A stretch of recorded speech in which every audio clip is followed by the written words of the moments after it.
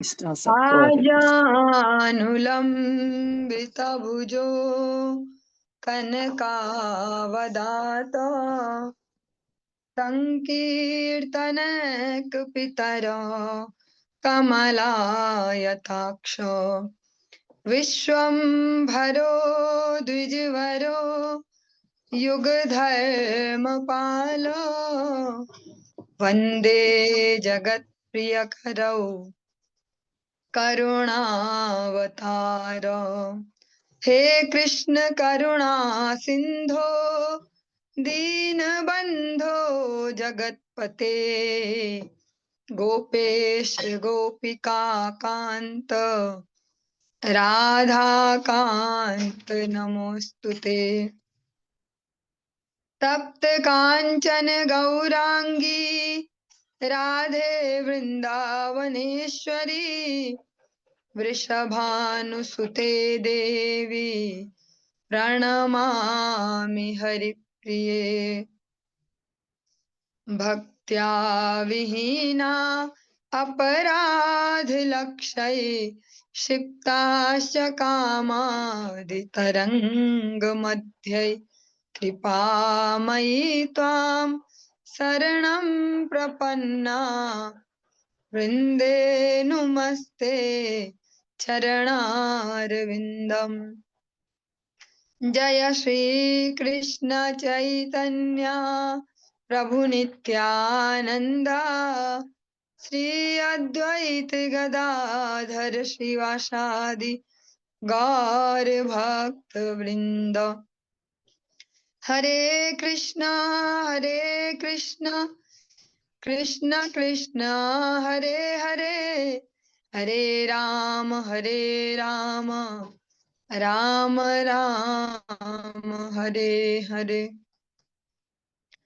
सर्वप्रथम भगवान के अभिन्न प्रकाश विग्रह श्री गुरुपाद पद्म पूज्यपाद दंडी स्वामी अष्टोत्तर सत श्री श्रीमद भक्ति प्रसाद विष्णु गोस्वामी गुरुदेव महाराज के पावन श्री चरण कमलों में असंख्य कोटि दंडवत ज्ञापित करते हुए उनकी अहेतु की कृपा प्रार्थना करती हूँ। वे अपनी कृपा वर्षण करें जिससे निज कर्ता अभिमान भाव को छोड़कर एकमात्र उनकी वाणी के वाहक के रूप में अपना परिचय दे सकूं। परम गुरुदेव नित्य लीला कृष्ण विष्णुवास श्रीमद भक्ति दयित माधव गोस्वामी महाराज परमेष्ठि गुरुदेव जगत गुरु भक्त सिद्धांत सरस्वती गोस्वामी ठाकुर प्रभुपाद व समस्त गुरु परंपरा जयुक्त हो। सपाश श्रीमन नित्यानंद प्रभु श्री गौर हरि वृंदावन बिहारी श्री राधा गोपीनाथ भगवान जयुक्त हो। वे हम सभी पर अपनी कृपा वर्षण करे जिससे भगवान के पवित्र नाम और हरि गुरु वैष्णव सेवा में हम सभी की रुचि उत्पन्न हो सके। इन मंगलमयी सेवाओं के द्वारा हमारी मति स्निग्ध हो सके। और इसी प्रार्थना के साथ आज की इस प्रातःकालीन कक्षा को प्रारंभ करते हैं। आज हम श्रवण करेंगे ग्रंथराज श्रीमद् भागवतम के अंतर्गत नवम स्कंद और चतुर्दश 14 नंबर चैप्टर इसका आज हम प्रारंभ करने जा रहे हैं।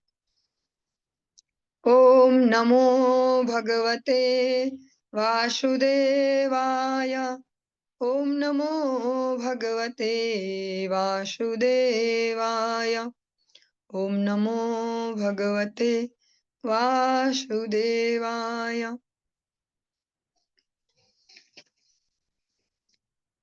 श्रीशुक उवाच अथातः श्रूयतां राजन् वंशः सोमस्य पावनः यस्मिन्नैलादयो भूपाः कीर्त्यन्ते पुण्यकीर्तयः।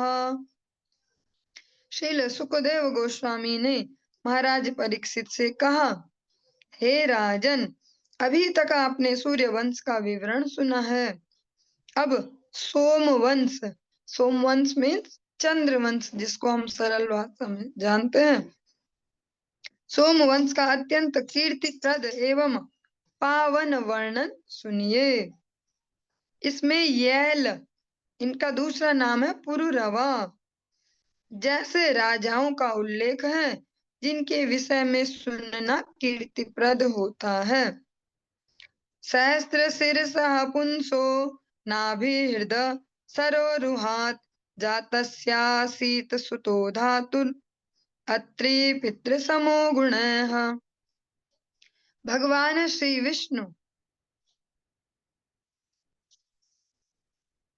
जो पर्टिकुलरली इसमें भगवान जो गर्भोदकशाही विष्णु है उनके बारे में कहा गया। सहस्त्र शीर्ष पुरुष भी कहलाते हैं।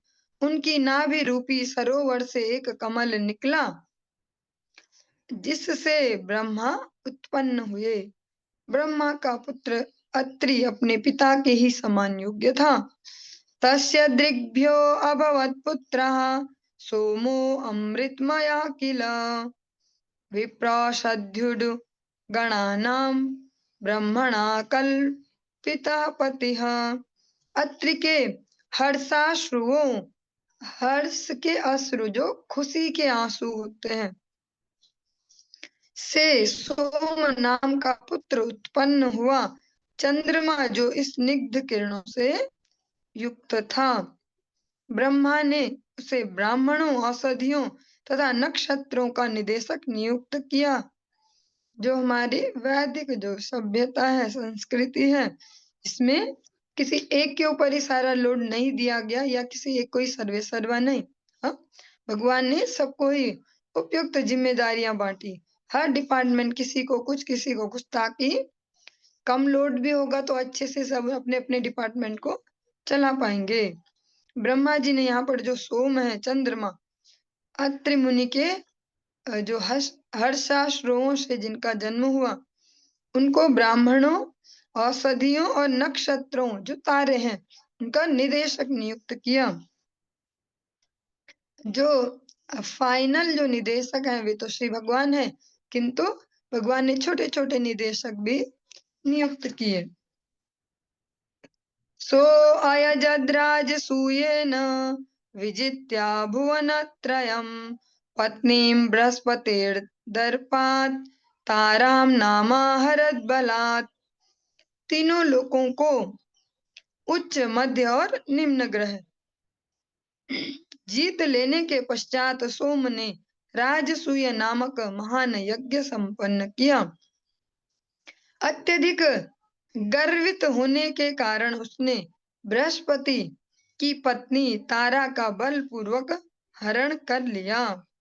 यदा सा देव गुरुणा याचितो अभीक्षण सोमदात् नात्यजत तत्कृते यज्ञे सुरदानव विग्रह। यद्यपि देवताओं के गुरु बृहस्पति ने सोम से बारंबार अनुरोध किया कि वे तारा को लौटा दें लेकिन सोम ने तारा को नहीं लौटाया। यह उसके मिथ्या गर्व के कारण हुआ।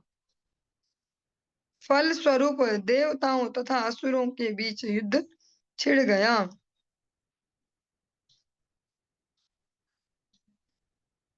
शुक्रो बृहस्पतिर्द्वेषात् गृहीत सा सुरोडुपम हरो गुरुसुतम स्नेहात् सर्वभूत गणावृतः। बृहस्पति तथा शुक्र के मध्य शत्रुता होने से शुक्र ने जो सोम है चंद्रमा उसका पक्ष लिया और सभी असुर उनके साथ हो लिए।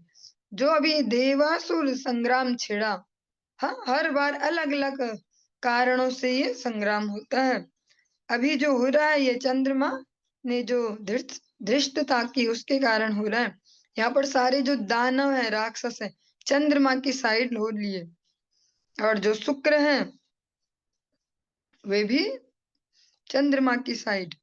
किंतु शिव स्नेहवश अपने गुरु के पुत्र बृहस्पति के पक्ष में हो लिए और उनके साथ सभी भूत प्रेत भी हो लिए।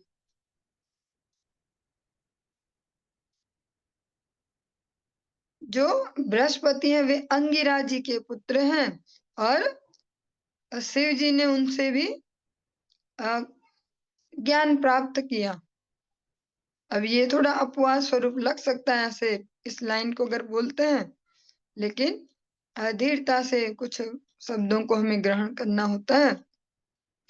शिव जी ने फिर यहाँ पर अंगिरा जी से जो शिक्षाएं ली है उनके कारण बृहस्पति जो उनके पुत्र हैं उनके पक्ष में वे हो गए, और शिव जी के साथ उनके जो भूत प्रेत हैं, जो गण हैं, वे भी उनकी ही साइड हो गए, उनके पक्ष में उन्होंने युद्ध किया। सर्वदेव गणोपेतो महेंद्रो गुरुमन्वयात् सुरासुर विनाशो अभूत समरस्तार कामयः। राजा इंद्र सभी कोटि के देवताओं को लेकर बृहस्पति के पक्ष में हो लिए। इस प्रकार भीषण युद्ध हुआ, जिसमें बृहस्पति की पत्नी तारा के कारण ही असुरों तथा देवताओं का विनाश हुआ। निवेदितो अथांगिरसा सोमं निर्भत्सर्या विश्वकृत तारां स्वभर्त्रे प्रायच्छदन्तर वत्नीमवैत्पतिः। जब अंगिरा ने ब्रह्मा को समस्त घटना की जानकारी दी, तो उन्होंने चंद्रदेव सोम को बुरी तरह फटकारा। इस प्रकार ब्रह्मा ने तारा को उसके पति को वापस सौंपा, जिसे तब यह ज्ञात हुआ कि उसकी पत्नी गर्भवती थी।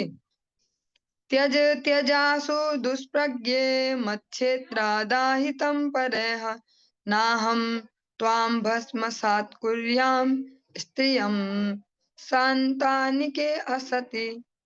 बृहस्पति ने कहा, अरे मूर्ख स्त्री, जिस गर्भ को मेरे वीर्य से निषेचित होना था, वह किसी अन्य के द्वारा निषेचित हो चुका है।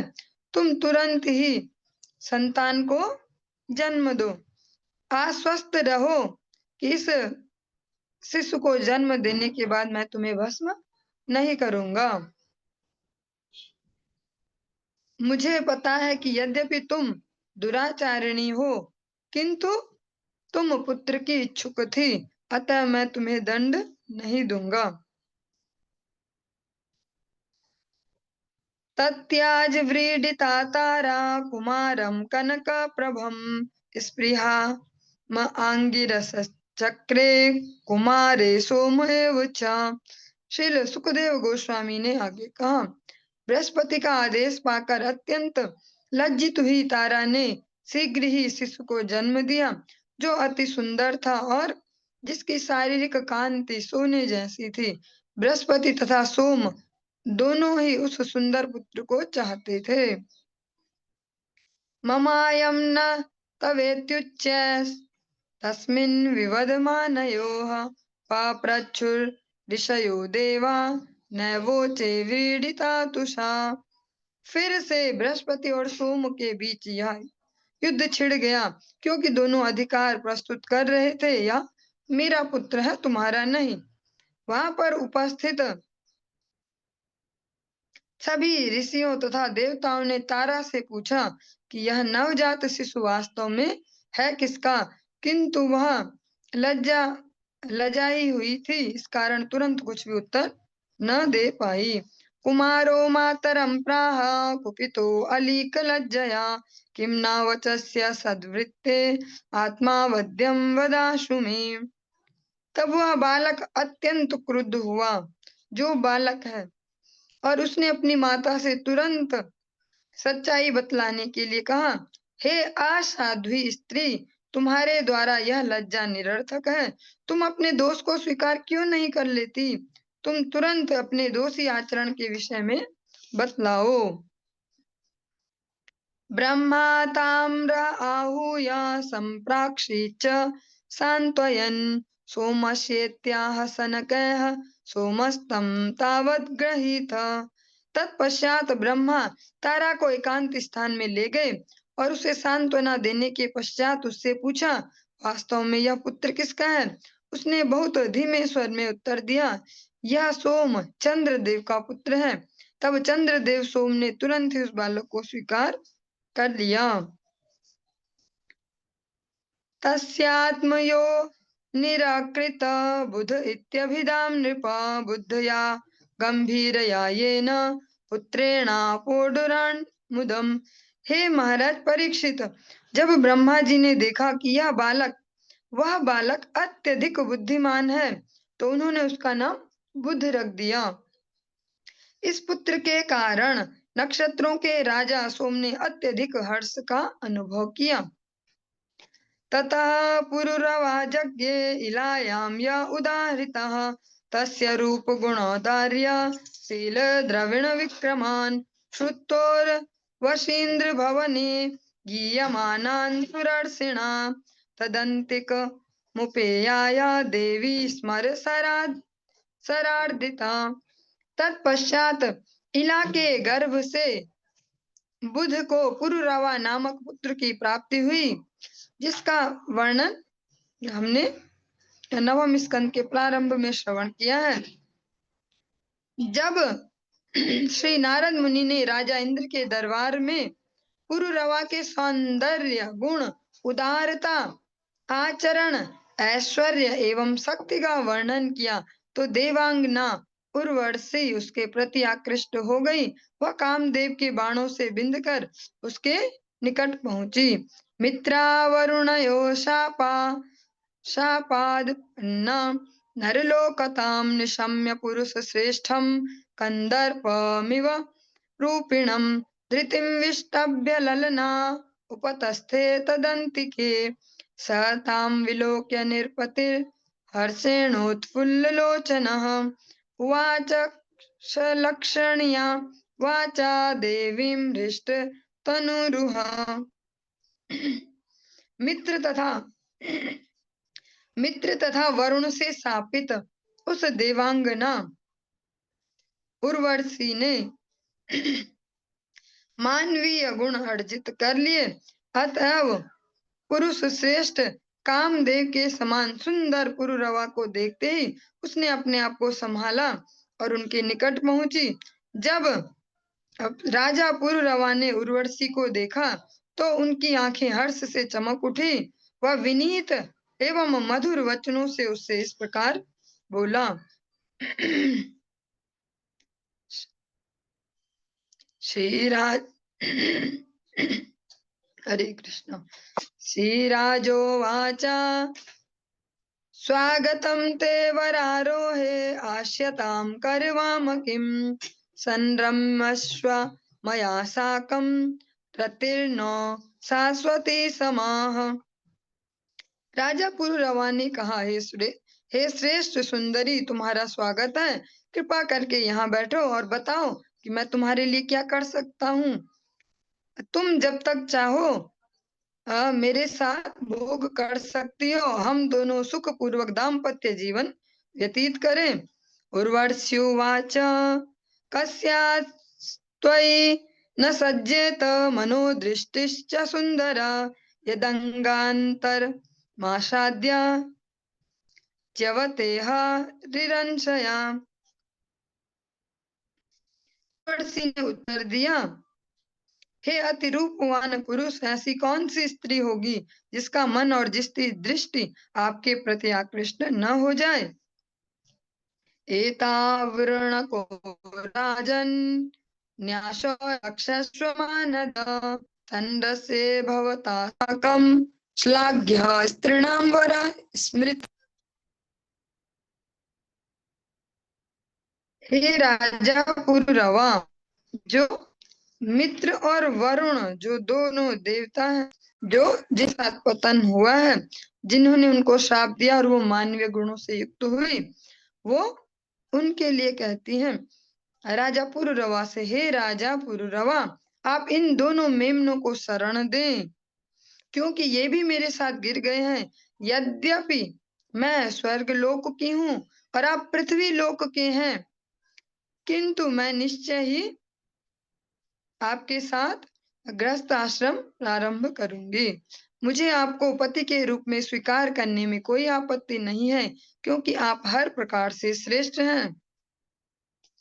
घृतं मे वीर भक्ष्यं स्यान्यक्षे त्वान्यत्र मैथुनात् विवाससं तत्तथेति प्रतिपेदे महामनाः।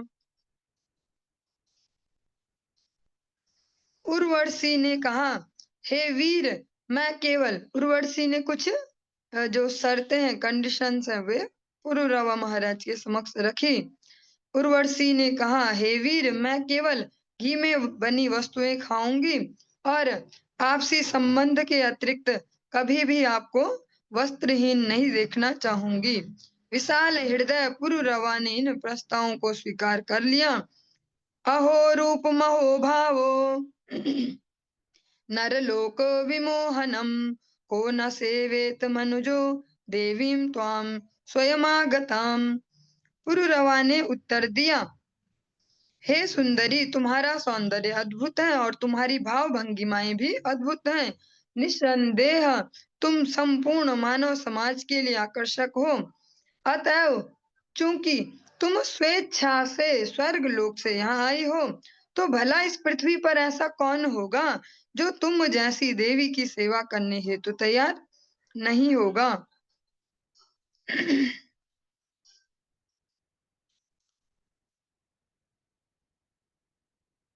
तया सा पुरुष श्रेष्ठो रमयन्त्या यथा रतः रेमे सुरविहारेषु कामं चैत्र रथादिषु। श्रील सुखदेव गोस्वामी ने आगे कहा, पुरुष श्रेष्ठ पुरुरवा उर्वशी के साथ मुक्त भाव से भोग करने लगा। वे दोनों चैत्र रथ नंदन कानन जैसे अनेक दैवी स्थलों में रति क्रीड़ा में व्यस्त रहने लगे, जहाँ पर देवतागण विहार करते हैं। रममाणस्तया देव्या पद्म किंजल गंधया तन्मुखामोद मुषितो मुमुदे अहर्गणान बहून। उर्वशी का शरीर कमल के केसर की भांति सुगंधित था। उसके मुख और शरीर की सुगंध से जीवंत रहकर पुरुरवा ने अत्यंत उल्लास पूर्वक अनेक दिनों तक उसके साथ रमण किया। आपश्यन् उर्वशीमिन्द्रो गंधर्वान् समचोदयत् उर्वशी रहितं मह्यम स्थानम नाति शोभते। उर्वशी को अपनी सभा में न देखकर स्वर्ग के राजा इंद्र ने कहा, उर्वशी के बिना मेरी सभा सुंदर नहीं लगती। यह सोचकर उसने गंधर्वों से अनुरोध किया कि वे उसे पुनः स्वर्गलोक में ले आए। ते उपेत्य महारात्रे तमसि प्रत्यु उपस्थिते उर्वश्या उरणो जहुन यस्तो राजनिजायया। इस प्रकार गंधर्व गण पृथ्वी पर आए और अर्धरात्रि के अंधकार में पुरुरवा के घर में प्रकट हुए तथा उर्वशी द्वारा राजा को सौंपे गए दोनों मेमने चुरा लिए। हरि बोल। निशम्याक्रन्दितं देवी पुत्रयोर्नियमानयो हतास्म्यहं कुनाथेन नपुंसा वीरमानिना। उर्वशी इन दोनों मेमनों को पुत्रवत मानती थी। अतएव जब उन्हें गंधर्व गण ले जा रहे थे, तब वे चिल्लाने लगे।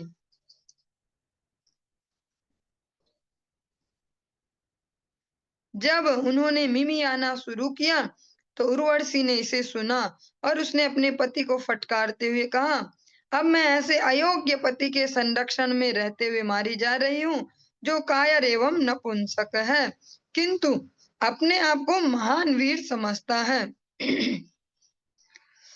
यद्विश्रम्भादहं नष्टा हृतापत्या च दस्युभिः यासेते निशि संत्रस्तो यथा नारी दिवा पुमान। चूंकि मैं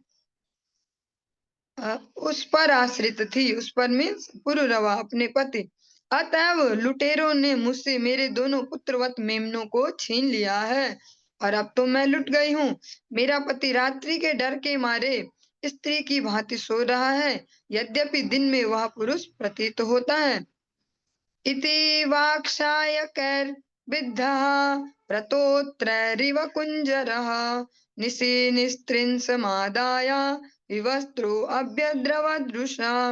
पुरुरवा उर्वशी के कर्कश शब्दों से आहत होने के कारण उसी प्रकार से अत्यधिक क्रुद्ध हो गया, जिस प्रकार हाथी महावत द्वारा अंकुश गड़ा देने से होता है। वह बिना उचित वस्त्र पहने हाथ में तलवार लेकर मेमना चुराने वाले गंधर्वों का पीछा करने हेतु बाहर चला गया। ते विसृज्यो रणो तत्र व्यद्यो तन्ति स्म विद्युतः आदाय मेषावायन्तं नग्नमैक्षत सापतिम्। दोनों मेमनों को छोड़कर गंधर्वगण बिजली के समान प्रकाशमान हो उठे, जिससे पुरुरवा का घर प्रकाशित हो उठा। तब उर्वशी ने देखा कि उसका पति दोनों हाथों में दोनों मेमनों को लेकर लौट आया है, किंतु वह वस्त्रहीन है, अतः उसने उसका परित्याग कर दिया। एलो अपि शयने जायाम पश्यन् विमना इव तच्चित्तो विह्वलः शोचन् बभ्रामोन्मत्तवन्महीम्। उर्वशी को न देखकर पुरुरवा अत्यधिक व्यथित हो गया। उसके प्रति अत्यधिक आसक्ति के कारण वह मन में अत्यंत क्षुब्ध था। इस प्रकार से विलाप करते हुए पागल की तरह संपूर्ण पृथ्वी में विचरने लगा।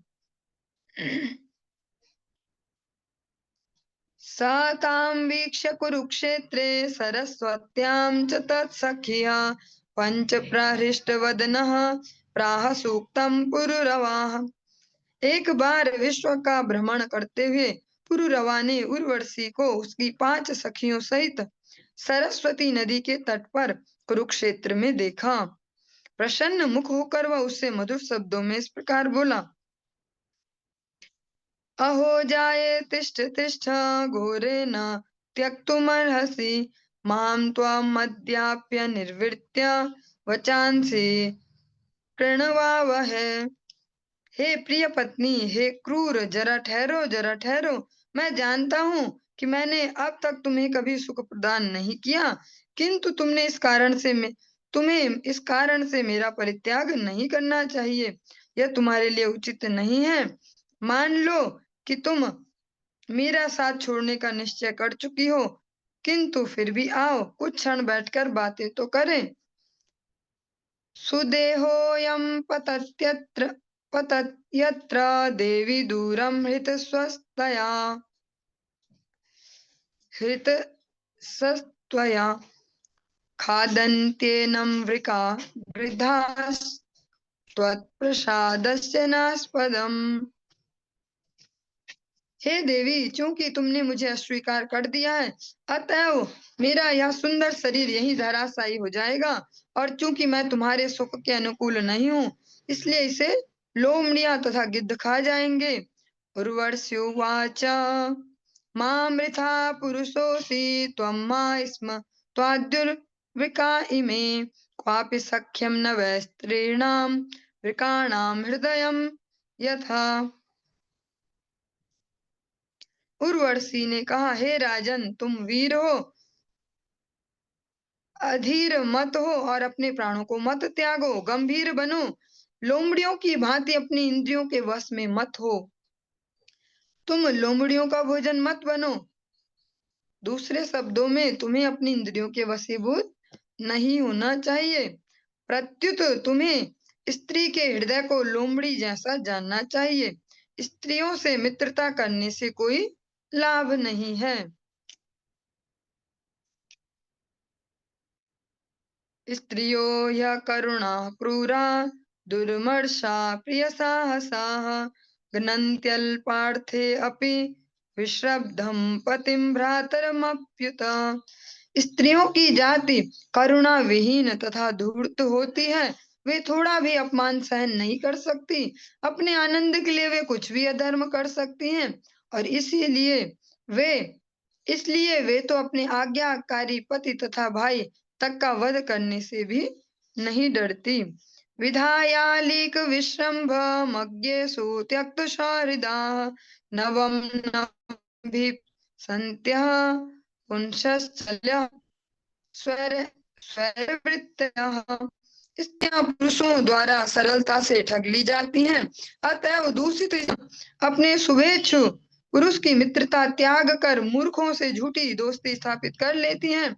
वास्तव में वे एक के पश्चात एक नित नए मित्रों की खोज में रहती हैं।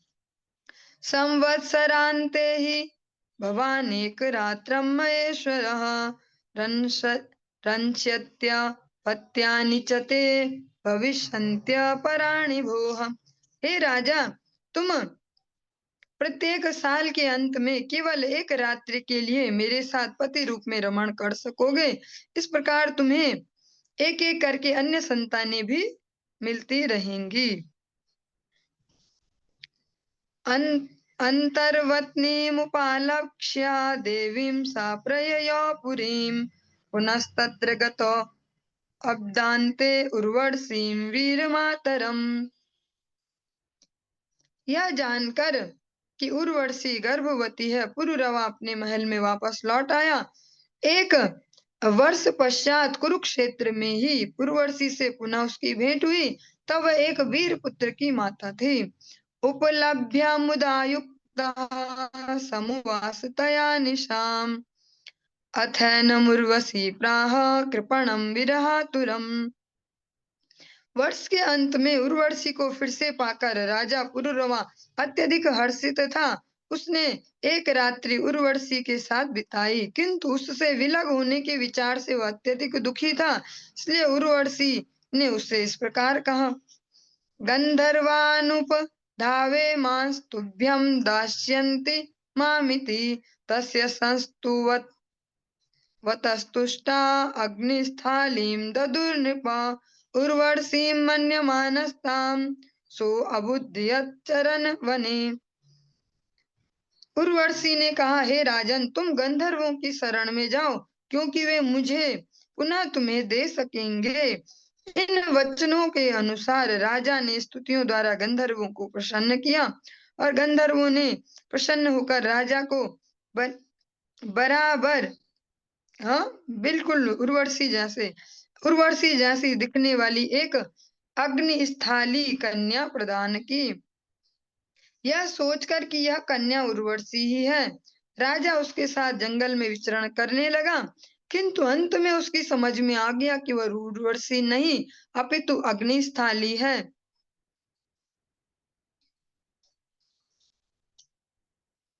स्थालिन्यस्य वने गत्वा गृहाणाध्यायतो निशि त्रेतायां संप्रवृत्तायां मनसि त्रयवर्तत। तब राजा पुरुरवा ने अग्निस्थाली को जंगल में छोड़ दिया और स्वयं घर वापस चला आया। जहां उसने रात्रि भर उर्वशी का ध्यान किया। उसके ध्यान करते ही करते जो समय है वो आगे बढ़ चला और त्रेता युग का प्रारंभ हो गया। अतएव वेदत्रयी के समस्त सिद्धांत उसके हृदय के अंदर प्रकट हुए, जिनमें सबल कर्मों की पूर्ति हेतु यज्ञ की विधियां भी सम्मिलित थी। जो त्रेता युग में जो आध्यात्मिक उन्नति के लिए जो मार्ग है, यज्ञों का मार्ग है, त्रेता युग प्रारंभ होते ही त्रेतायाम यजतोमुख है। इस प्रकार से जो राजा पुरुरवा है उनके हृदय में जो ये यज्ञ पद्धति है ये प्रकट हुई।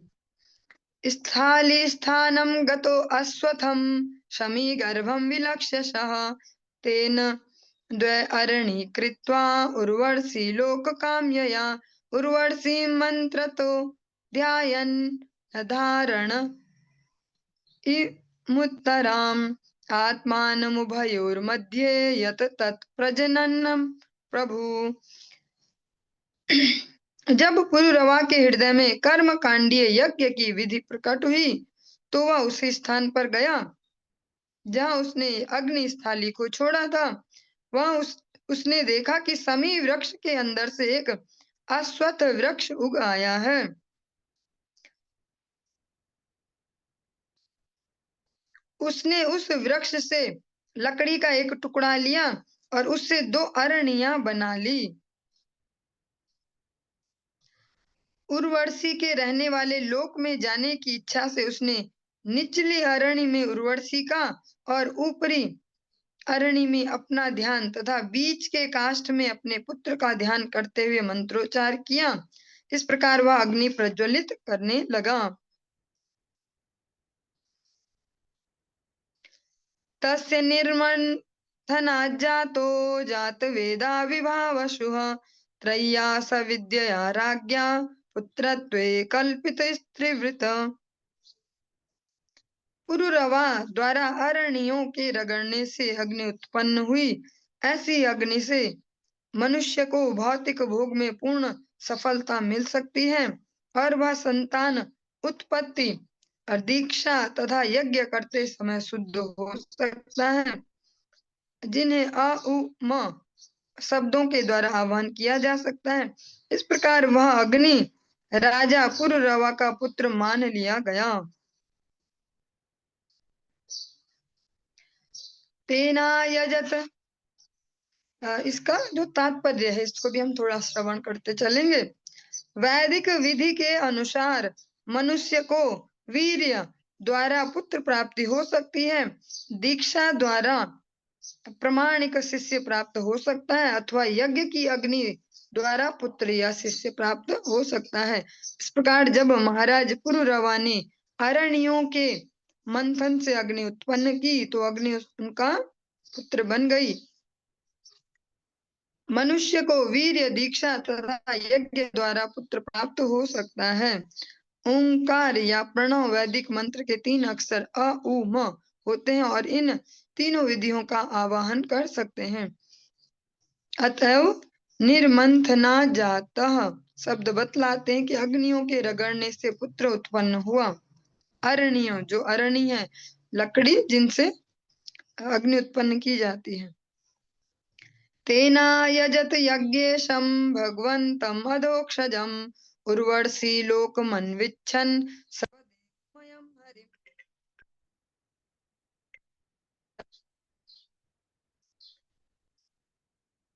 उर्वशी के लोक जाने के इच्छुक पुरुरवा ने उस अग्नि के द्वारा एक यज्ञ किया जिससे उसने यज्ञ फल के भोक्ता पूर्ण पुरुषोत्तम भगवान को तुष्ट किया। इस प्रकार उसने इंद्रियानुभूति से परे एवं समस्त देवताओं के श्रोत पूर्ण पुरुषोत्तम भगवान की